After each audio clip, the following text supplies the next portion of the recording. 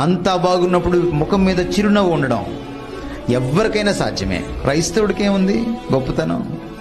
నా కణితి క్యాన్సర్ మాయమైపోతే నవ్వడం ఒక హిందువు నవ్వుతాడు, ఒక ముస్లిం కూడా నవ్వుతాడు, ఒక నాస్తికుడు కూడా నవ్వుతాడు. క్రైస్తవుడికే ఉంది గొప్పతనం.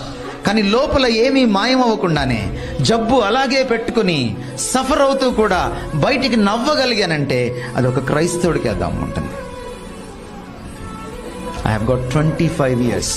ఈరోజు నేను సిల్వర్ జూబ్లీ చేసుకున్నాను. నాకు kidney problem, silver Jubilee year ఇది. నాకు పెళ్లి కాలేదు కాబట్టి 25th anniversary నాకు లేదు. ఇదే నా 25th anniversary.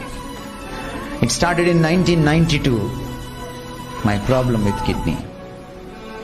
నేను దాని దేవుడిని అడిగాను, నువ్వు నా కోసం చచ్చిపోయావు, నేనేం అడగలేను, తీసేయమని కూడా నేను అడగలేను. నీకు ఇష్టమైతే తీసే, లేకపోతే ఉంచే, బట్ నీ కృప నీవు నాకు చాలు.